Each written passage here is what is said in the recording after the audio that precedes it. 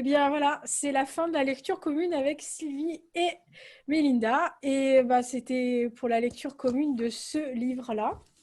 Je vous le mets en écran. Je vais leur céder la main parce qu'en fait, moi, je ne suis là que pour faire joli.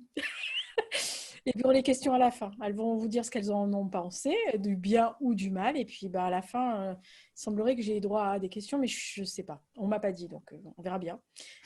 Prends la main, mesdames. Allez-y. Moi, je vous laisse. Hein. Au revoir. Bon, alors, moi, je veux bien commencer parce que je commence à être une spécialiste de Lisa, hein, ayant lu les trois romans à la suite, hein, et sans me lasser. Bien que j'aimerais bien quand même que tu le montres de profil ton bouquin quand même, qu'on voit l'épaisseur. Voilà, voilà, parce que Lisa Je vais vous écrit présenter. toujours des bouquins très copieux, hein, très très copieux, et heureusement on les lit sans se lasser. Donc Karl et Nina, c'est le numéro 2, enfin dans la chronologie, c'est le 1. Oui. Ah oui, alors tu as fait comme dans Star Trek, c'est pas forcément l'origine de l'histoire qui est écrite et présentée en premier, parce que dans la chronologie, c'est bien le deuxième, mais bon, commencez par celui-là, puisque Lisa veut vous mettre déjà la tête à l'envers dès le début, hein. Donc, vous commencerez par la fin. Karl étant un des personnages principaux du premier roman que moi j'avais lu, et qui chronologiquement est le premier, qui est La chute de Yann. Alors là, je n'ai pas le droit de vous parler de La chute de Yann, que j'aime beaucoup. Donc je vous recommande de le lire à la suite de celui-là. Et Karl, c'est donc un officier allemand qui se retrouve en France au moment de la guerre de 40, au moment de l'occupation par l'armée allemande. Et Nina est une Française dont il va tomber amoureux et réciproquement. Euh, on pourrait penser que c'est une bluette et qu'on va avoir une histoire d'amour, mais avec Lisa, les histoires d'amour, c'est pas facile, c'est pas simple, et c'est pas des livres de bonheur qu'elle écrit. Ce sont des livres d'épreuves dans lesquels les amours sont souvent impossibles. On pourrait même dire que c'est quand même tout le temps impossible pratiquement. Et elle prend le parti d'histoires qui sont des cas très particuliers. Là, vous voyez une Française qui tombe amoureuse d'un Allemand. C'est une situation très difficile, mais ce n'est pas une collabo. Elle prend tous les risques et elle va avoir que les inconvénients. C'est une vraie histoire d'amour, c'est une vraie rencontre. Voilà. Donc, pour tous les deux, c'est un pur drame, hein. Donc, Céline, je vais peut-être te repasser la parole pour d'autres aspects de cette histoire, mais moi, je trouve que c'est vraiment un vrai drame, quoi. Donc, c'est une très belle histoire d'amour, puisqu'il y a tous les ingrédients de quelque chose qui ne se vivra pas devant la télé, encore que. Mais enfin, c'est une histoire très difficile. Elle est impossible, et en fin de compte, c'est très drôle, parce que quand je dis elle est impossible, c'est vrai que c'est ce qui la marque, même si elle s'établit dans la durée. Elle a, elle a dans son ADN quelque chose qui est impossible ou qui se casse à un moment donné, hein. Voilà, j'en dirai pas plus, parce que c'est drôle que je sois restée aussi sur cette impression. Elle est cassée quand même quelque part, cette histoire. Voilà, c'est pas une histoire, c'est pas une bleuette. Oui, mais effectivement, Nina force le respect par son courage. Et en fait,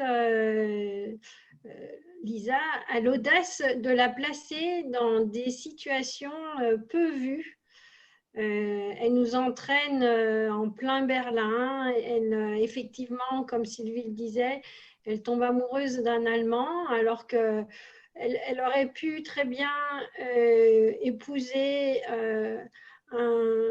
son compagnon d'enfance, avec qui ce serait passé de façon très simple, mais non, elle va aller au bout de ses sentiments, qui la portent donc vers un officier allemand. en pleine guerre mondiale. Voilà, Lisa ose des situations compliquées. Ce que j'ai aimé aussi, c'est la présence d'autres personnages qui donnent aussi un peu une épaisseur à l'histoire. Le fiancé est conduit, qui se révèle être un homme d'une grande humanité. Les enfants recueillis donnent aussi une place particulière au courage de Nina qui devient mère. Donc voilà, ce courage se teinte d'humanité à ces moments-là. Ça va se répéter enfin, deux fois, un frère et une sœur, et puis ensuite un petit garçon plus tard. Voilà, ce que j'ai beaucoup apprécié aussi, c'est tous les détails historiques qui sont égrenés à travers l'histoire, sans que ça prenne toute la place. Avant tout, c'est l'histoire d'un couple et de ce qui se gravite autour. On peut voilà, s'intéresser à tous ces petits détails, ces petits encarts qui donnent quelques précisions historiques, mais ça n'est jamais prégnant dans l'histoire. Donc voilà, j'ai suivi cette histoire avec un grand intérêt et avec des personnages bien campés.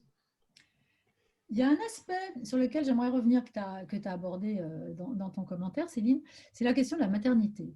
Alors, j'ai trouvé l'angle sous lequel la maternité est abordée dans ce roman très intéressant parce que c'est pas l'angle le plus habituel puisque en fait Nina n'est pas mère, elle n'a pas enfanté elle-même et pourtant c'est un grand personnage de mère et on la voit en fait en sauvant les deux enfants qu'elle a recueillis dans un fossé pendant l'Exode, c'est vraiment une scène où on voit que la maternité, c'est donner la vie, mais on peut la redonner autrement qu'en accouchant.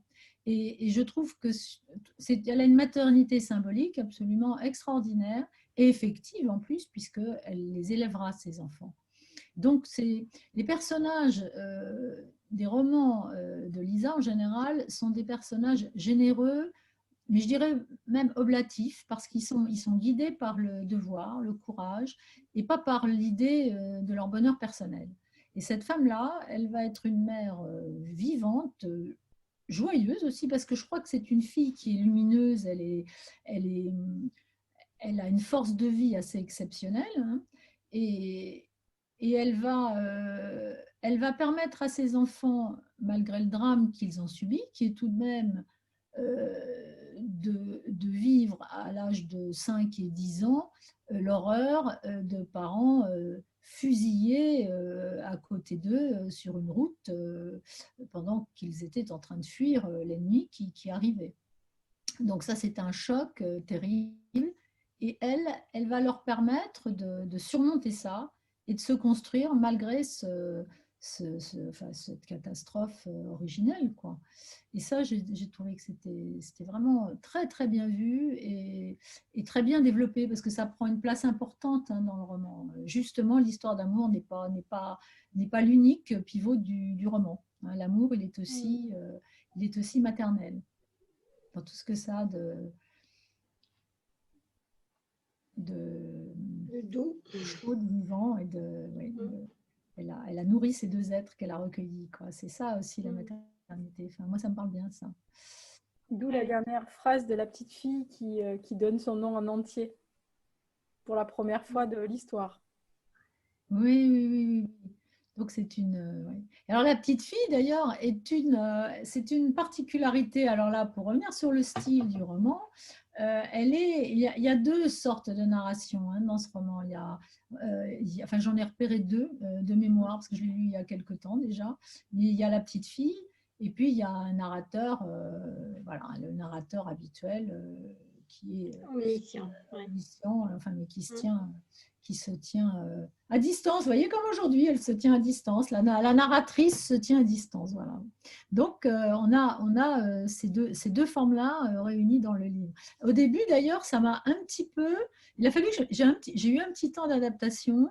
Ça m'intéresserait de savoir... Les questions arrivent. Oui, oui, oui, oui. Pourquoi, tiens, bah voilà, tiens, les questions arrivent. Tu vois, les techniques, celle-là, donc elle n'est pas personnelle, hein.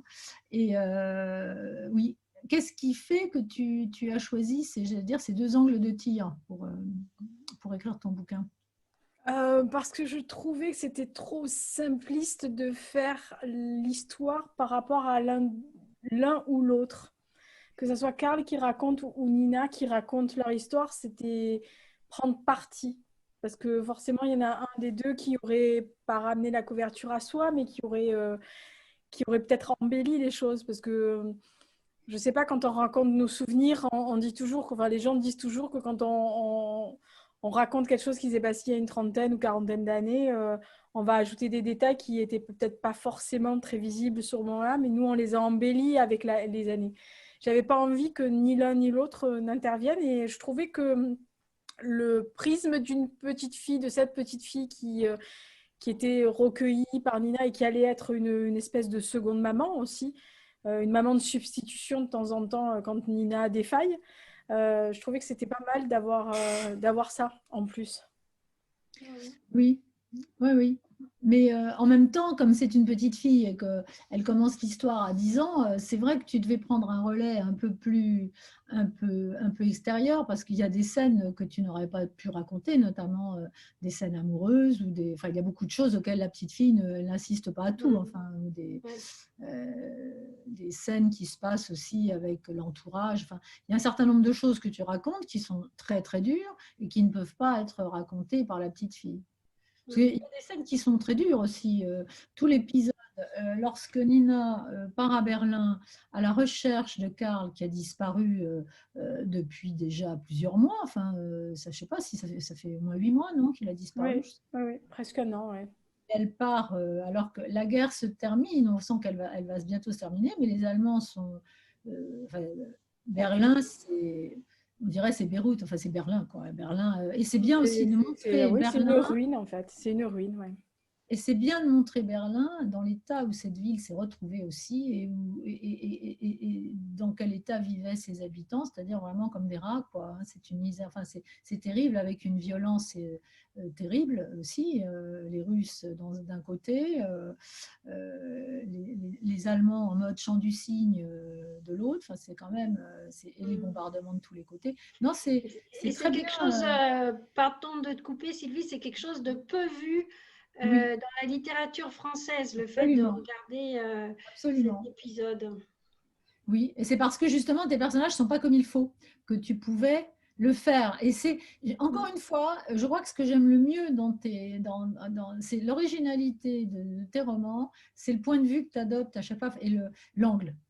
D'ailleurs, tu es photographe aussi dans une autre vie et tu choisis des angles tout à fait inhabituels, originaux et humains puisque tu ne juges pas. Hein, il n'y a pas de jugement là-dedans. Les seuls qu'on a envie de juger quand même, c'est les bons paysans du coin qui sont un peu des futurs Lacombe Lucien, mais enfin des gens qui se retournent assez vite et qui peuvent déployer quand même des trésors de brutalité, de méchanceté, quoi. Donc oui, ça c'est... Mais encore une fois, c'est encore une manière de voir les Français sans aménité. Petit à petit, ouais, comme ça. C'est toujours... il y a toujours ce côté un peu manichéen, des fois dans les bouquins, où c'est tout blanc ou tout noir, alors que non, Voilà. C'est pas ça, quoi. Donc, ça ne Bah oui, m'intéressait pas de faire tout auteur, c'est pas de... Oui, mademoiselle, vous avez une question, je suppose. Oui, moi, je m'interrogeais un peu de savoir qu'est-ce qui t'a mené à te passionner autant pour la guerre quand on te voit toute pimpante. Voilà. Comment t'en es arrivée là? C'est la faute à mes grands-parents. En fait, quand j'étais petite, j'ai eu la chance d'avoir des grands-parents qui, malgré le fait qu'ils ne l'aient pas raconté à leurs enfants, m'ont raconté la guerre à moi. Et j'avais des vieux cousins qui l'avaient fait. Mes grands-pères ont été impactés les deux parce qu'il y en avait un qui était dans une unité de tank et l'autre qui était marin, qui a vu son bateau s'aborder à Toulon. Donc, il me racontait ça. J'avais un oncle qui était dans le maquis en 40 en Dordogne. Donc, il me racontait ça comme si c'était une histoire. Enfin, l'histoire, mais la grande histoire, mais par leur petite histoire à eux. Et petit à petit, j'ai essayé de comprendre parce qu'il y avait des choses que quand on a 10 ans, on ne comprend pas tout. Et j'ai eu la chance d'avoir des grands-parents qui m'ont fait lire les trois côtés de l'histoire. C'est-à-dire le côté français, on va dire français du côté collaboration et du côté résistance. Et puis après, ils m'ont dit, mais il faut que tu saches aussi ce qui s'est passé en Allemagne avant, pendant et après. Et en fait, en lisant des deux côtés du Rhin, entre guillemets, et puis à chaque fois les opposants et ceux qui étaient aussi d'accord avec les régimes différents, bah, ça m'a forgé l'envie de savoir toujours plus, parce que même maintenant encore, Dieu seul sait que j'en ai lu des romans, et, enfin des livres d'histoire, parce que moi c'est des pavasses que je lis, enfin les trucs monstrueux qui sont derrière là. Voilà. Mais j'ai compris, j'ai tout appréhendé, mais il y a toujours ce petit truc qui me fait avancer dans les lectures parce que il y a toujours ce truc de se dire que ça peut revenir à n'importe quel moment et que c'est quand même assez tortueux d'avoir cette espèce de monstruosité qui est arrivée en Europe. Et qui est sans précédent en histoire, en fait. Quand on regarde ça, c'est ce qui est arrivé pendant la Seconde Guerre mondiale, quels que soient les pays qui ont participé. Il n'y a pas d'équivalent dans l'histoire du monde entier. Donc, c'est même inimaginable que des humains aient pu faire certaines choses à d'autres humains, mais qu'on soit nous maintenant arrivés à une certaine paix. Donc, voilà, ça m'a toujours intéressée parce que je me suis dit qu'on était parti de très très loin pour arriver à être main dans la main avec un peuple avec qui on avait eu des conflits sur 3 conflits en moins de 50 ou 60 ans, et donc ça fait quand même beaucoup. Mais il y a toujours ce côté de la bête qui est tapie quelque part, le mal qui est pas loin, qui rôde, et ça m'a toujours un peu perturbée. Quand j'étais petite, je demandais toujours est-ce qu'ils vont revenir un jour les méchants, et on me disait oui, ça peut revenir. Mais dis-moi, Lisa, quand tu répondais à la question de Mélinda sur la question de savoir comment tu avais trouvé ce goût de l'histoire, moi, je pense que la petite fille qui écoutait ses grands-parents, c'est un petit peu peut-être sa voix à elle aussi, qu'on retrouve dans la voix de la petite fille qui raconte l'histoire. Oui, parce que en fait, la petite fille, elle revient là. Anna est dans ma position de petite fille. Parce qu'elle a 10 ans, et quand on a 10 ans, enfin je pense que pour tout le monde, quand on a 10 ans, on n'imagine même pas ce genre de choses. C'est-à-dire qu'on est là que pour s'amuser, pour rigoler, on ne voit pas la vie nous tomber dessus. On a rarement ce genre de problème quand on a 10 ans d'affronter la mort de ses parents de façon si abrupte, d'avoir une guerre qui nous tombe dessus. Enfin, pas en tous les cas pas dans les pays européens comme les nôtres. Enfin, c'est rare. Donc, c'est vrai que quand j'ai conçu le rôle de Anna, je me suis dit, mais elle est petite, mais elle comprend pas tout, mais elle va apprendre sur le tas. Donc, petit à petit, c'est un peu comme moi quand je lisais, qu'on me racontait que je lisais, que j'avais fini un livre, puis on me disait, bah, celui-là, maintenant que tu as fini celui-là, tu vas lire celui-là. Donc, ok. Et petit à petit, ben, en fait, j'avais les pendants. J'ai lu des trucs sur la résistance, puis on m'a fait lire l'histoire de Vichy, puis on m'a fait lire les premiers écrits qui avaient été faits par Hitler et ses sbires. Et puis on m'a fait lire aussi Mein Kampf, et puis on m'a fait lire De Gaulle, et puis on m'a fait lire...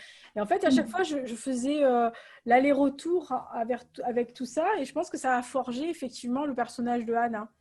Et c'est ce qui t'a aussi sans doute donné de la liberté, liberté pour apprendre les histoires. Là. Hein. Ils t'ont fait le cadeau de te donner une liberté et une agilité intellectuelle par rapport à tout ça. J'ai eu la chance d'avoir effectivement des gens qui me laissent la liberté de lire à peu près tout et même de regarder des films qui n'étaient pas forcément pour moi. Oui, ça, moi, c'est pareil. Je sais Voilà, pas. j'ai eu la liberté de pouvoir demander de lire des bouquins qui je pense, n'étaient pas adaptés à une gamine de mon âge, ou en tous les cas, ou même aller visiter des lieux de mémoire où on me disait, faut pas y aller, t'es trop jeune, tu vas pas comprendre. Et les profs me disaient, non, non, vous savez, cette année, vous êtes trop jeune et tout. Mais mes grands-parents me disaient, oui, on y va, on y va. Donc, Mm.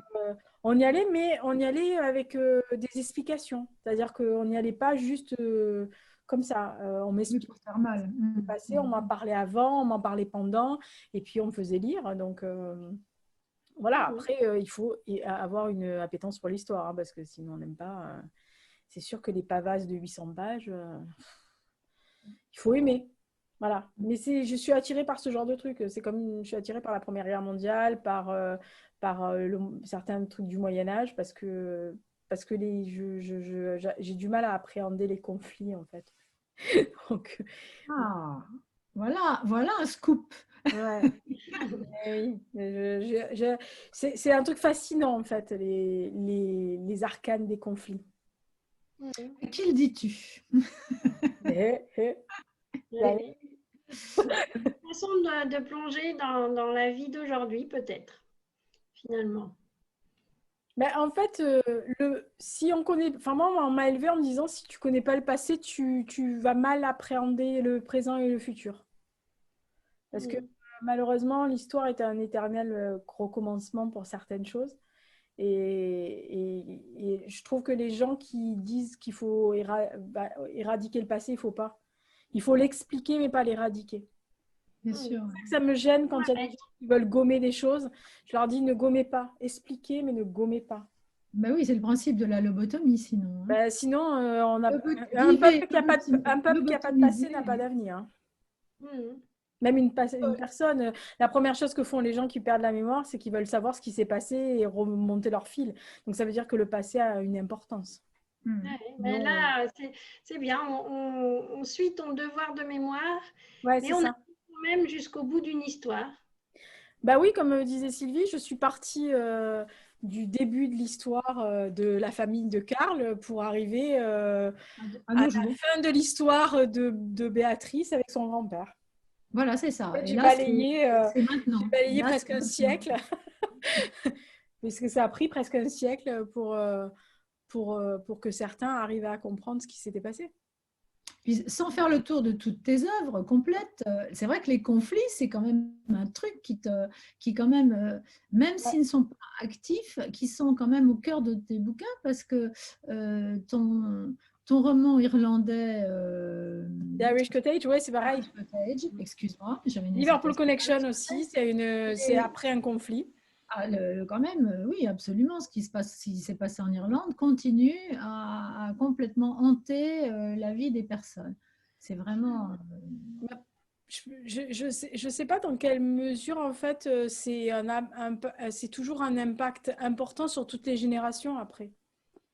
Parce que je pense que la Première Guerre mondiale a impacté toute une génération et puis la Seconde Guerre mondiale a impacté pendant des décennies aussi.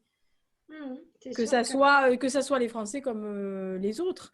Je veux dire, il y a toute une génération d'Allemands qui a occulté après la guerre pendant deux décennies ce qui s'était passé, qui ont mis sous le tapis parce que c'était trop lourd à porter. Et il y a des gens qui se sont aperçus, des petits-enfants qui se sont aperçus que leurs grands-parents avaient été des nazis convaincus dans les années 80, alors que papy, c'était papy, quoi. Hein. Donc voilà. Mais Et ça doit c'était être, pas c'est difficile nécessaire à d'être du porter. il n'y avait pas de, enfin, il n'était pas nécessaire d'être du côté des bourreaux pour pas en parler. Non. Beaucoup de déportés le confirment Mais que c'est pareil, moi ne pas en parler. Enfin, aussi parce que les gens ne pouvaient pas l'entendre aussi, enfin, ou ne voulaient moi, surtout pas. j'avais un ami de mes grands-parents qui avait été déporté, quand il est revenu, un jour, il m'a dit, pendant deux, trois décennies, j'ai pas pu en parler parce que les gens, un, ne voulaient plus en parler parce que c'était du passé, il fallait aller de l'avant, et deux, parce que c'était improbable. Un jour, on lui a dit non, mais vous exagérez, c'est pas possible, c'est pas. Donc, il m'a dit, ben, à force de prendre des réflexions, on arrête d'en parler, on ne dit plus rien. Oui, mais là, c'est pas de l'oubli, c'est autre chose. C'est Ben, c'est pire, mais ça silence. met quand même un couvercle aussi sur la situation et ça ne peut qu'engendrer des malentendus et des inexactitudes historiques aussi, parce qu'il y a des gens qui pensent encore que ça ne s'est pas passé. Alors, il y a encore un autre aspect que j'aimerais évoquer. C'est vraiment pour moi dans la droite ligne de ça, comment on vit avec cette mémoire-là. C'est qu'au fond, quand je disais amour impossible, c'est même dans la durée, on retrouve la trace de cela. Et je pense que, excusez-moi, j'ai une sonnerie que je m'étais mise pour... voilà, excusez-moi. Oui, les personnages qui vivent après cette guerre, qui reprennent le cours de leur vie, ils ne sont pas dans ce bonheur explosif qu'on nous a souvent dépeint au cinéma, justement, d'après-guerre, hein, mais dans cette recherche de plaisir, de passion, enfin de choses assez gratuites d'ailleurs. Hein. On dirait qu'ils peuvent juste vivre en paix. Mais ils ne sont pas dans un surplus explosif de joie ou de plaisir même. C'est vraiment, je crois, vivre en paix, c'est-à-dire à un niveau où leur vie peut être ramenée maintenant. Quoi. Enfin, on n'est plus... Oui, je pense qu'ils avaient envie enfin, moi, d'après ce que mes grands-parents m'ont dit, ils avaient envie ils ont fait la fête sur l'instant quand la guerre s'est arrêtée, qu'ils ont su que c'était la fin de la guerre, etc. Mais ils m'ont dit après, tout ce qu'on avait envie, c'était de reprendre une vie normale, basique, sans conflit, sans problème, une vie quotidienne, un train-train quotidien bébête, mais un train-train quotidien sans problème. Voilà. Enfin, il y a quand même des événements encore douloureux dans ce quotidien. Effectivement, on est dans l'histoire, on ne retombe pas dans une période complètement plate. On vit avec le passé, mais le présent, on doit aussi l'assumer avec ses difficultés. Oui, et puis si en plus il faut porter le passé, ça fait lourd à porter. Hein. Donc, une fois qu'on se détache du passé, qu'on sait qu'on ne peut plus faire quoi que ce soit, il faut prendre... C'est pour ça qu'on parlait des deux autres, mais c'est aussi le propos de Nbrera, parce que une fois que c'est passé, il faut porter le passé, mais il ne faut pas non plus qu'il nous explose à la figure, ni qu'il nous enterre. Et ça, c'est plus compliqué. Bon, merci alors pour cette lecture commune de Carl et Nina. Donc, je suppose qu'elle vous a plu.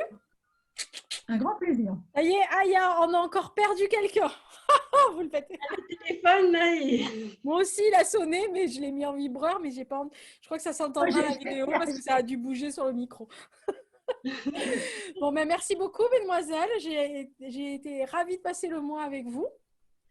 Écoutez, merci beaucoup. Partagez. Et puis, à bientôt sur la chaîne des Indes se livre ou ici sur Lisa se livre. De toute façon, on se livre tout le temps, visiblement. On se livre, on se lit, on se parle. À bientôt et merci. À bientôt. Bye bye.